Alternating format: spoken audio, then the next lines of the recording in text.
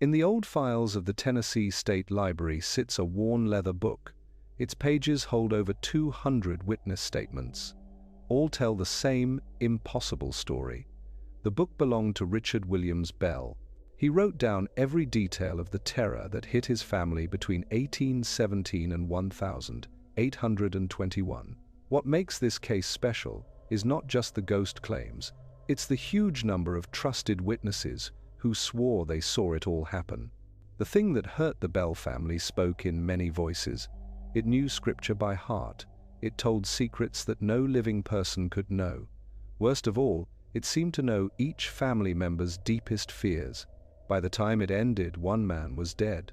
An entire town was changed forever. This is the story of America's best recorded ghost case, a story that won't stay buried. Tennessee in the early 1800s was caught between wild land and settled towns. The state had just been taken from Native American lands. Settlers coming to Robertson County faced thick forests. These forests seemed to go on forever. The soil was good. But people lived far apart. Neighbors might live miles away. Only rough dirt roads connected them. These roads became mud traps when it rained hard. John Bell came to Robertson County in 1804. He brought his wife Lucy and their growing family. He bought over 300 acres near the Red River. The land was cheap because few people wanted to live so far from town. Bell built a big log cabin. He started clearing fields for cotton and corn. People in the area respected him. His neighbors chose him to serve as a church leader at the Red River Baptist Church. The Bell children grew up alone in the woods. Betsy was born in 1806. People said she was one of the prettiest girls in the county. Her brother John Jr. helped his father with farming. The younger children were Joel, Richard, and Elizabeth. They spent their days exploring the forest around their home. Life was hard but steady. The family went to church every week. They helped neighbors during harvest time and when people got sick. Nothing about them suggested they would become the center of America's most famous ghost story. The Native American tribes who once lived there had their own stories about the land. They spoke of places where the spirit world came close to our world. They stayed away from certain groves and creek beds. They claimed that evil spirits lived there. White settlers mostly ignored these warnings. They thought they were just old stories. They cut down the sacred groves. They built their cabins wherever the soil looked best. By 1817, the Bell family had done well for themselves. John Bell owned several slaves. He had made his original cabin into a proper farmhouse. His oldest daughter, Betsy, was almost old enough to marry. Several young men in the area had started courting her. Life seemed safe and settled. That feeling of safety was about to be destroyed forever. The first sign of trouble came in late summer 1817. John Bell was walking through his cornfields. He saw a strange animal sitting between the rows. The creature looked part dog and part rabbit. Its body was the wrong shape for either animal. Bell raised his rifle and fired. The animal disappeared instantly. He searched the area carefully. He found no blood or fur. That evening at dinner, he told his family what happened. They listened but didn't think much of it. A few days later, strange things started happening inside the house. The family began hearing odd knocking sounds from the outside walls. The knocks had no pattern. Sometimes they were loud enough to wake everyone. Other times they were barely heard. John Bell checked the outside of the house many times. He found no loose shutters or branches that could make the noise. The sounds slowly moved indoors. Family members heard footsteps in the attic when everyone was downstairs. The footsteps seemed to follow a clear path from one end of the house to the other. They would stop suddenly when someone climbed the stairs to look. Lucy Bell started complaining about having her bed covers pulled away at night. She would wake to find her blankets on the floor. She was sure she had been well covered when she went to sleep. Betsy had the worst problems. She said invisible hands grabbed at her hair and clothes. Red marks appeared on her arms and face. It looked like someone had pinched or slapped her. The attacks always happened when she was alone. They happened when other family members weren't looking at her. John Bell first thought one of his sons was playing tricks on their sister. He questioned each of them harshly, but their confused denials seemed real. As fall came, the strange events got worse. The knocking sounds became so loud they could be heard outside the house. Neighbors started to notice. Kate Batts lived nearby. She had been in a land fight with John Bell. She said the family was being punished for some unknown wrongdoing. Her words added to the growing feeling that something unnatural was happening on the Bell property. The thing, whatever it was, began to show intelligence. It seemed to listen to talks and respond properly. When family members discussed the problems, objects would fly across the room. It looked like invisible hands threw them. Books would jump from shelves. Kitchen tools would move themselves during the night. Lucy Bell's sewing supplies would scatter across the floor. They formed patterns that seemed almost planned. By winter, word of the Bell family's troubles had spread through Robertson County. Curious neighbors started visiting the farm. They wanted to see the strange events for themselves. Most left convinced that something truly supernatural was happening. The Methodist minister, James Gunn, visited the house.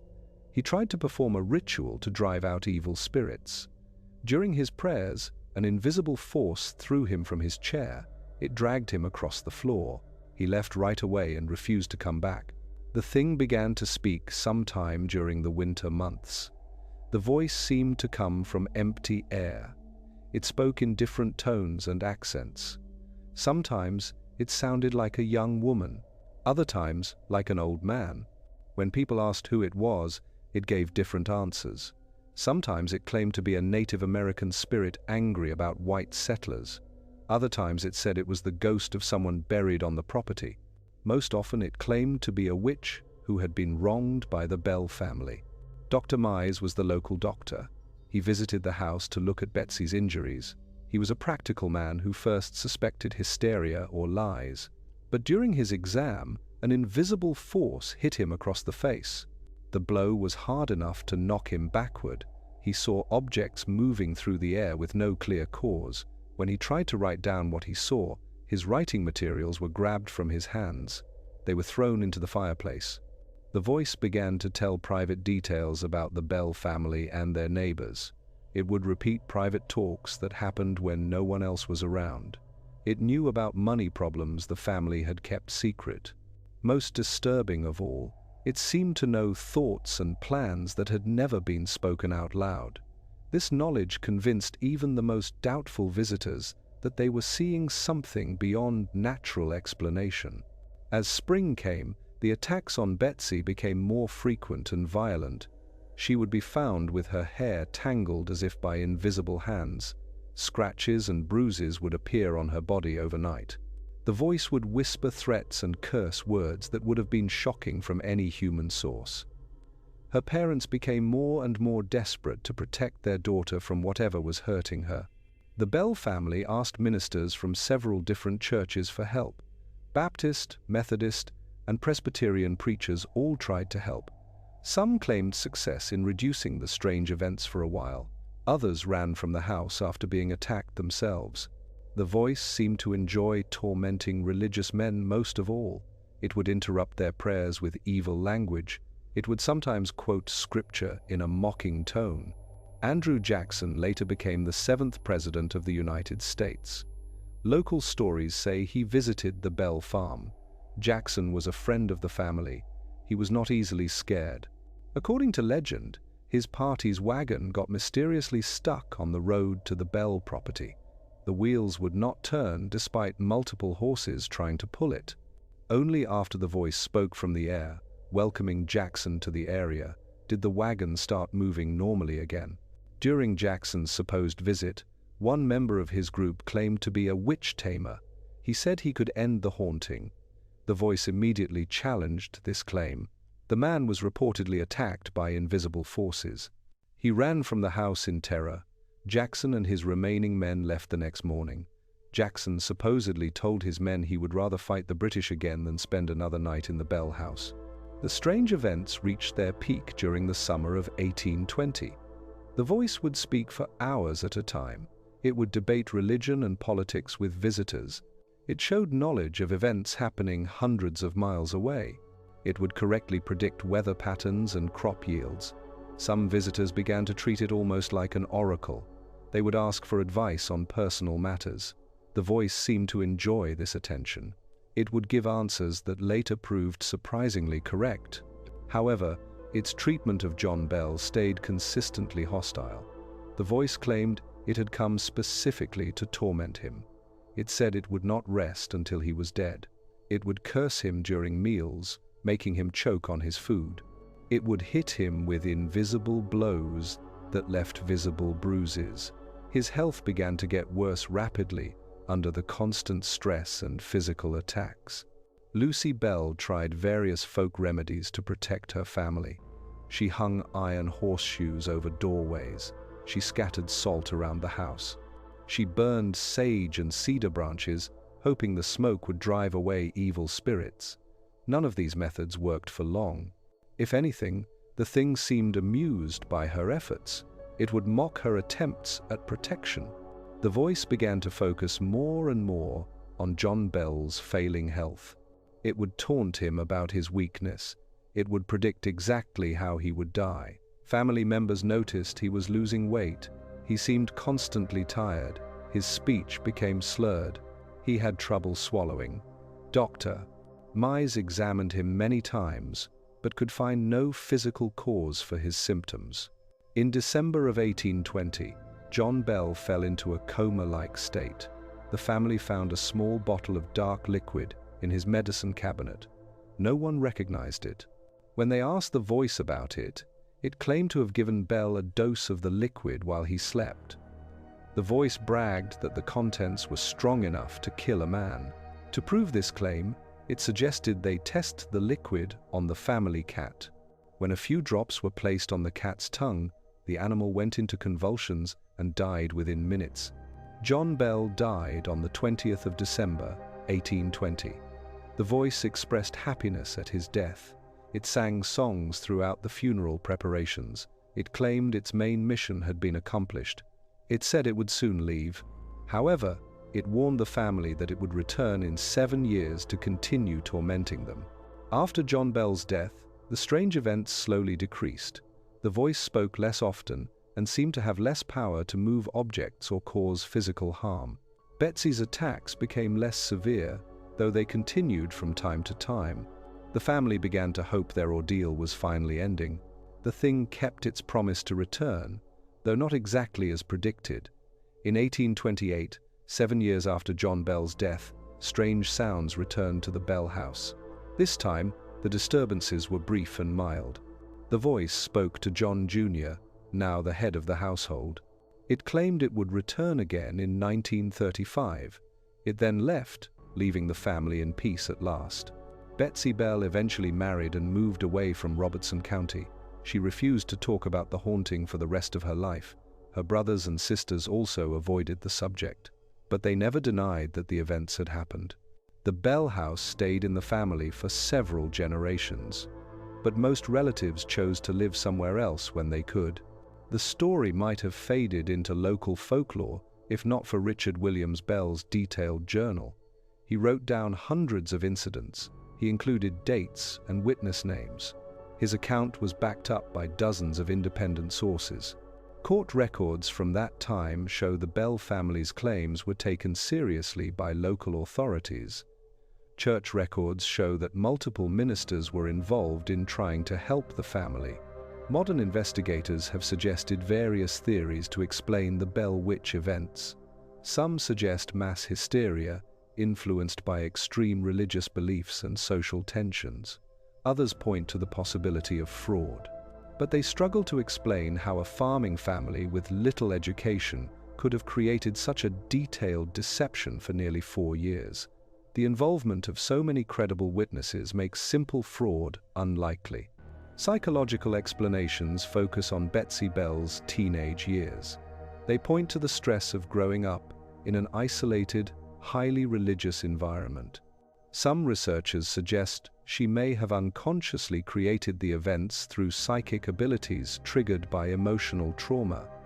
This theory might explain why the thing focused on her and knew family secrets.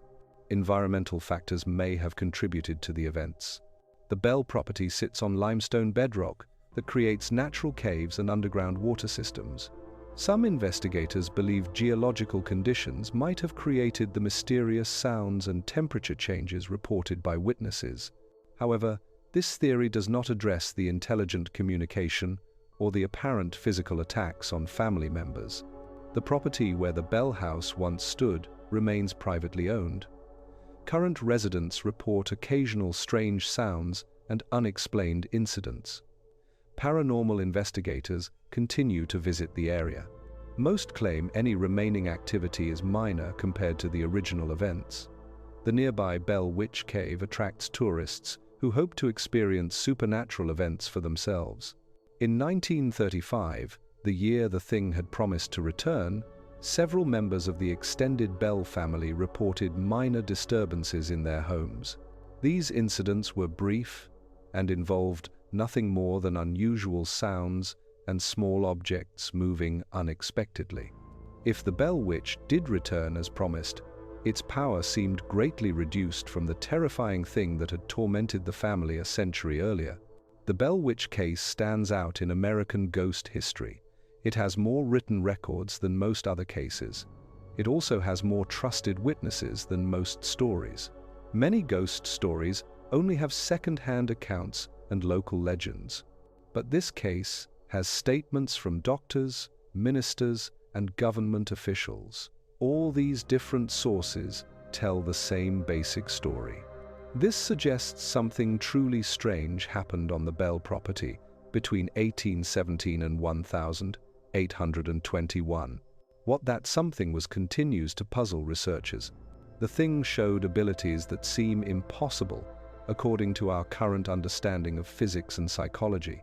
It showed intelligence, memory, and apparent hatred towards specific individuals. It possessed knowledge that no living person should have had access to. Most puzzling of all, it seemed to exist independently of any human consciousness, unlike typical poltergeist events linked to troubled teenagers. The Bell family's trouble raises hard questions about reality. It also raises questions about what humans can understand. If their story is true, then our ideas about the physical world might be wrong. If their story is not true, then we must deal with a big problem. How could an entire community be part of such a detailed lie for so long? The truth may lie somewhere between these extremes. Perhaps the Bell family experienced something genuinely strange that their 19th century worldview could only interpret in supernatural terms. Perhaps psychological and environmental factors combined in ways that created events that seemed paranormal but had natural explanations. Or perhaps some entities exist beyond our current ability to detect or understand them. These questions matter more when we think about thousands of similar cases reported throughout history. The Bell Witch might be the best recorded American example, but it is far from the only one. Every culture has stories of invisible beings that interact with humans in ways that go against normal explanations. These reports are consistent across time and geography. This suggests they might represent something more than just old stories or fantasy. The Bell Witch story continues to influence ghost research and popular culture. This has been going on for more than 200 years since the original events. The case set a high standard for written records and witness statements. Few later investigations have matched this standard. It shows both the promise and the limits of trying to use scientific methods on events that might exist outside normal science. The Bell Witch case reminds us that human experience includes things that are hard to explain or categorize. You can view it as a historical curiosity or a genuine mystery. Either way, the Bell family's suffering was real. Their story continues to connect with people because it touches on fears and questions that remain important today. These are the same fears and questions that were important in frontier Tennessee. The Bell Witch case also shows the power of collective belief to shape reality. When enough people accept that something supernatural is occurring, their shared expectation can influence how they interpret unclear events.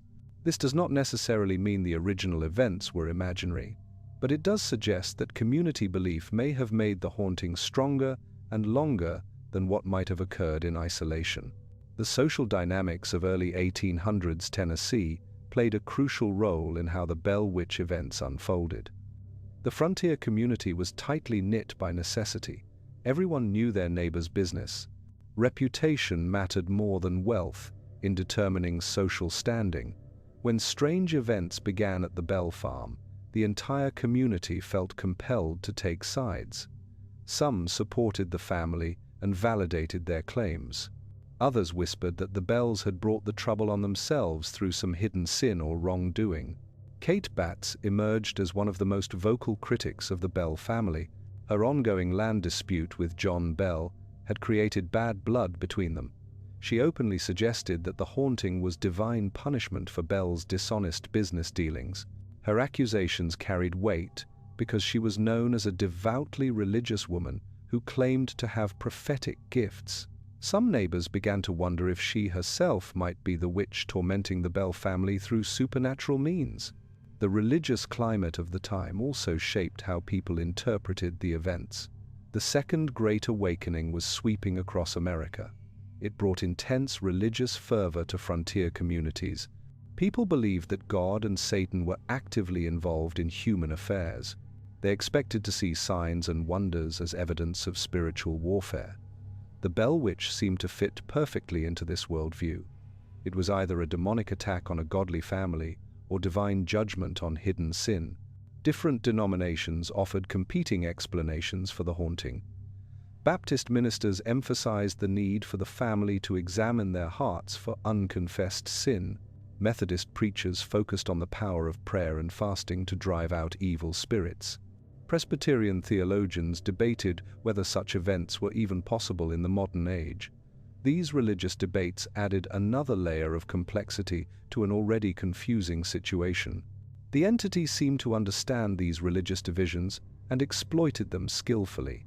It would quote different versions of Bible verses to confuse ministers from different denominations. It would make theological arguments that revealed deep knowledge of Christian doctrine. Most disturbing of all, it would correctly predict which prayers and rituals would be most effective against it. It seemed to want to prolong the spiritual battle rather than end it. Local folklore began to grow around the Bell Witch, even while the events were still occurring. People started telling stories about other families who had experienced similar hauntings. They recalled Native American legends about cursed land and angry spirits. Old women shared remedies their grandmothers had used to ward off witches and demons. This folk wisdom created a framework for understanding the Bell Witch that went far beyond the immediate experiences of the family.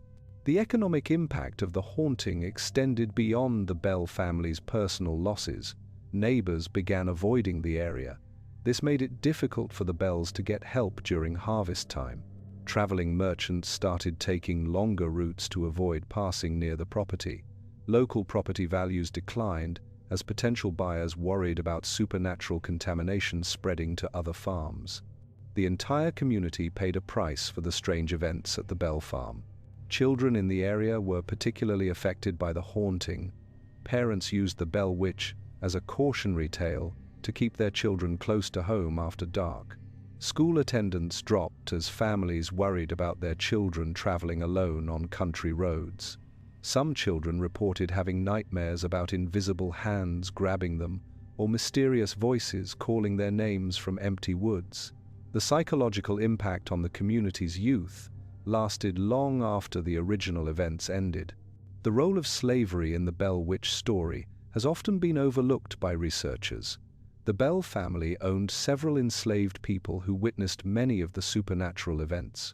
Their testimony was recorded by some investigators, though their voices were often marginalized or dismissed entirely. Some scholars have suggested that the tensions and guilt surrounding slavery may have contributed to the psychological climate that produced the haunting. One enslaved woman named Old Kate worked in the Bell household during the worst of the disturbances. She claimed to have conversations with the entity when family members were not present. According to her account, the voice seemed particularly interested in the treatment of enslaved people on the property. It would ask detailed questions about their living conditions. It expressed anger about the injustices they suffered. This aspect of the haunting has received little attention from mainstream researchers, but it may provide important insights into the social dynamics underlying the events. The role of Betsy Bell in the events remains particularly intriguing. As the primary target of the supernatural attacks, she occupied a unique position in the family drama. Some researchers have suggested she may have unconsciously orchestrated the entire haunting through psychic abilities activated by the stress of adolescence. Others argue that her youth and vulnerability made her an ideal victim for a genuine paranormal entity. The truth may be more complex than either explanation allows. Betsy lived in a society that offered limited opportunities for young women to express power or agency.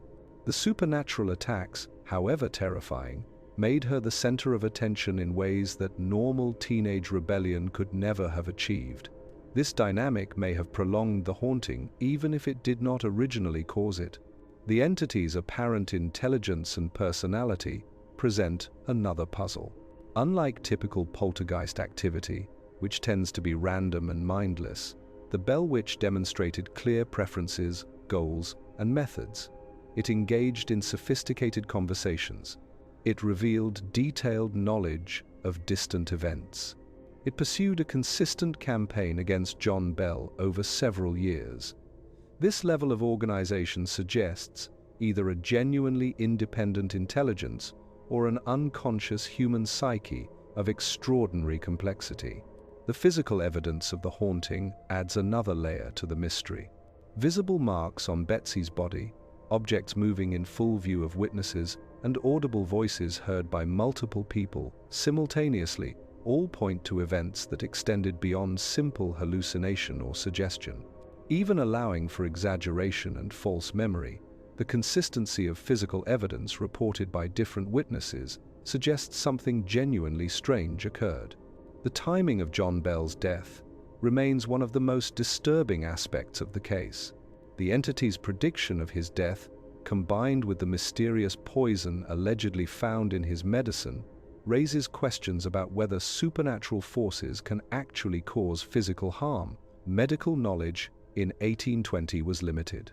It is possible that Bell died from natural causes made worse by stress and fear, but the coincidence of his death with the entity's threats cannot be easily dismissed. The mysterious bottle found in John Bell's medicine cabinet has never been adequately explained. Family members described it as containing a dark, oily substance with an unusual smell. When Dr. Mize examined the liquid, he could not identify its composition. The voice claimed to have administered the poison while Bell slept. But how an invisible entity could have obtained or prepared such a substance remains unclear. Some researchers have suggested that a human accomplice might have been involved. However, no evidence of such conspiracy has ever been found. The effect of the poison on the family cat was witnessed by multiple people and documented in several accounts. The animal's rapid death after consuming just a few drops suggests a highly toxic substance. However, many common household items in 1820 could have produced similar effects. Cleaning solutions, paint thinners, and various medicines contained dangerous chemicals that might have been fatal to a small animal. The mysterious appearance of the bottle might have been staged to support the supernatural explanation for Bell's declining health. John Bell's symptoms in the months before his death were consistent with several medical conditions that were poorly understood at the time. His difficulty swallowing and slurred speech could have indicated a neurological disorder or the effects of chronic poisoning from environmental sources. Lead poisoning from pottery or paint was common in the early 1800s. Mercury poisoning from medical treatments was also a possibility. The stress of the ongoing haunting would have worsened any underlying health condition. The family's reaction to John Bell's death revealed the deep psychological impact of the years-long ordeal. Lucy Bell seemed almost relieved that her husband's suffering had ended. The children showed signs of trauma that would affect them for the rest of their lives. Betsy became withdrawn and refused to discuss the supernatural events, even with family members. The surviving Bell men became protective of their privacy and hostile to outsiders who asked too many questions about the haunting. Local reactions to Bell's death were mixed. Some community members saw it as proof that supernatural forces were real and dangerous. Others began to suspect that the entire haunting had been a detailed murder plot designed to kill Bell while making his death appear supernatural. A few brave souls suggested that Bell might have taken his own life to escape the torment. However, this theory was quickly suppressed due to religious objections to suicide. The voice's behavior immediately after Bell's death was unlike anything witnessed during the previous 3 years. Instead of the usual hostile threats and mysterious events, it seemed almost triumphant. It sang songs and made jokes about Bell's funeral preparations. This change in tone struck many observers as genuinely disturbing. It suggested that whatever intelligence was behind the haunting had achieved its primary goal and was satisfied with the results. The promised return of the Bell Witch in 1935 offers an opportunity to test the validity of the original claims. If the entity was genuine, its failure to manifest with anything approaching its original power suggests that its connection to our reality may have weakened over time. If the original events were fraudulent or psychological in nature, the inability of subsequent generations to reproduce them supports theories of deliberate deception or unique psychological conditions. The Bell property itself continues to intrigue investigators and visitors. The landscape that once witnessed such extraordinary events now seems peaceful and ordinary. Yet some claim to sense residual energy or experience minor strange events when visiting the area. Whether these modern experiences represent genuine paranormal activity or the power of suggestion influenced by knowledge of the property's history remains an open question. The Bell Witch Cave, now a tourist attraction, capitalizes on the enduring fascination with the case. Visitors report various unusual experiences in the cave system, from strange sounds to unexplained temperature changes. Skeptics note that caves naturally produce unusual acoustic effects and temperature variations that can seem supernatural to the uninformed. Believers argue that the cave may have served as a focal point for the original entity's power. Modern investigations of the cave have revealed interesting geological features that might explain some of the reported events. The limestone formations create natural echo chambers that can amplify and distort sounds in unexpected ways. Underground water flows produce mysterious dripping and rushing noises that change with seasonal water levels. Temperature variations caused by air currents can create the sensation of invisible presences moving through the darkness. However, some experiences reported by cave visitors seem to go beyond simple geological explanations. Multiple tourists have described hearing distinct voices speaking in languages they could not identify. Others have reported feeling invisible hands touching them in areas where no other people were present. Photography equipment has malfunctioned in specific locations within the cave system. It produces images with unexplained light, anomalies, or shadow figures. The cave's connection to the original Bell Witch events remains unclear. Some family members claimed that strange sounds originated from underground. This suggests that the entity might have used the cave system as a base of operations. Others reported seeing mysterious lights emerging from cave entrances during the height of the haunting. Local folklore suggests that the cave was considered sacred by Native American tribes. They used it for religious ceremonies and believed it to be a gateway to the spirit world. Recent paranormal investigations using modern equipment have produced mixed results. Electronic voice phenomenon recordings have captured sounds that some interpret as meaningful speech. Others dismiss them as random noise.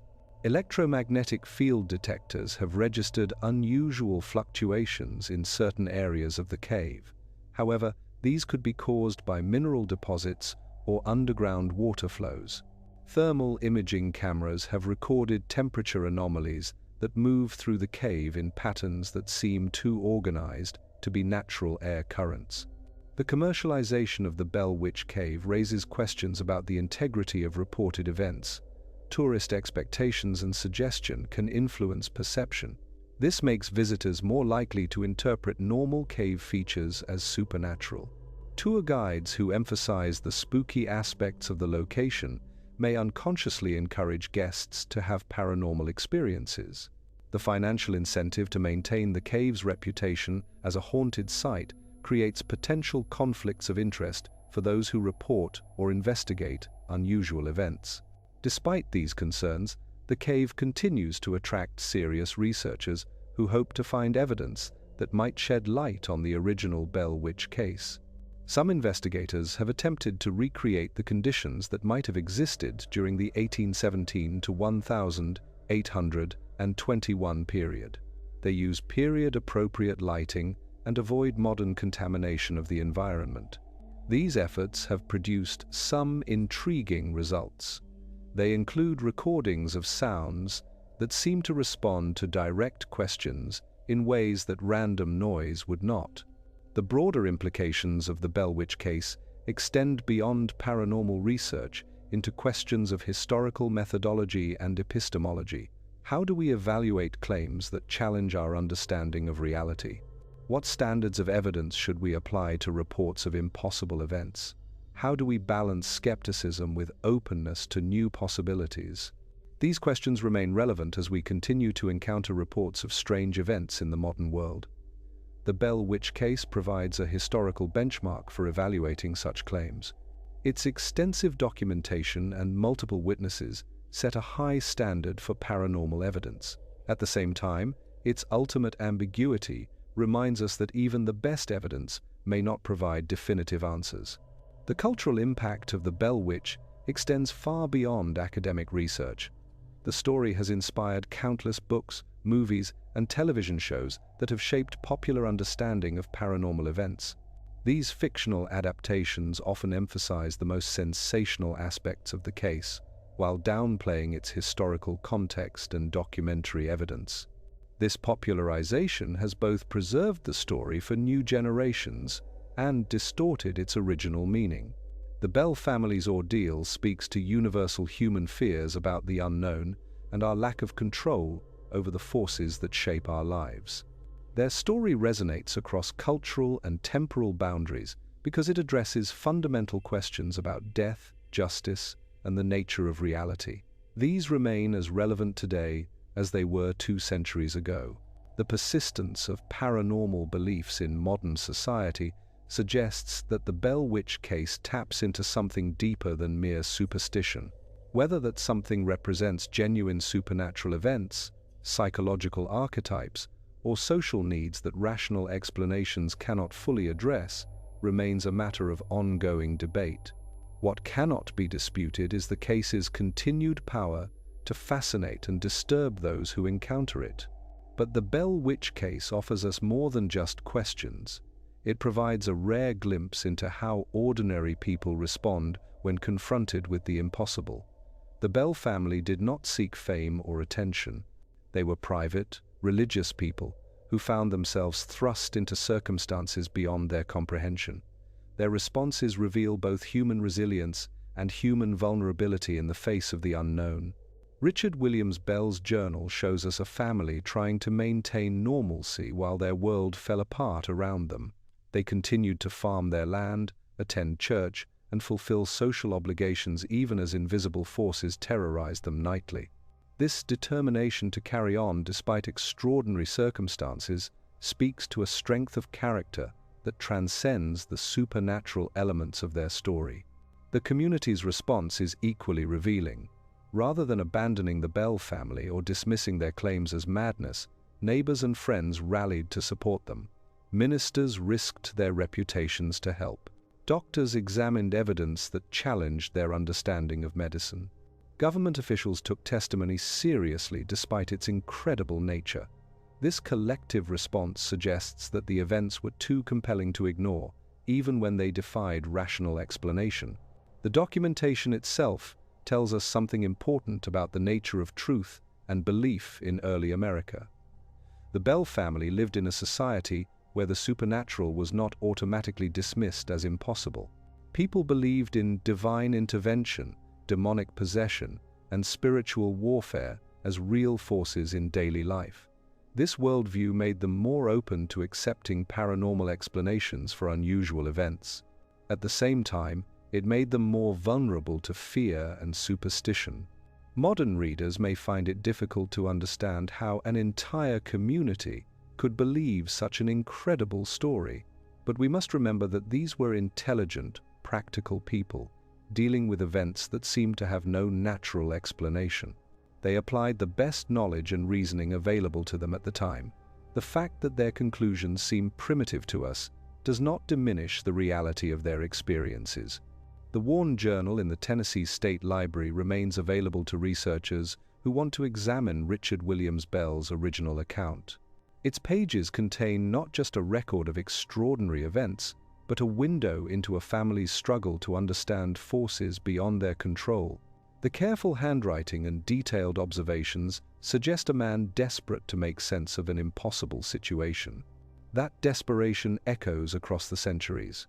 We still lack satisfactory answers to the questions raised by the Bell Witch case. We still struggle to distinguish between genuine strange events and detailed lies. We still wonder what other mysteries might be lurking in the shadows of our everyday world. They wait for the right conditions to reveal themselves. The Bell property remains quiet now, at least according to current residents, but quiet does not necessarily mean empty. The thing that once terrorized a Tennessee farming family promised to return again someday. If it keeps that promise, perhaps future generations will finally learn the truth about one of America's most enduring mysteries. Until then, we are left with questions that have no comfortable answers. Questions about the nature of consciousness, the reality of spiritual entities, and the limits of human knowledge. The Bell Witch may be gone, but the shadows it cast continue to darken our understanding of what is possible in this world. Those shadows remind us that despite all our scientific advances, there are still mysteries that resist explanation. There are still events that challenge our most basic assumptions about reality. If you found this story intriguing, let us know in the comments what other historical mysteries you'd like us to explore. Don't forget to subscribe for more tales that blur the line between documented fact and unexplainable events.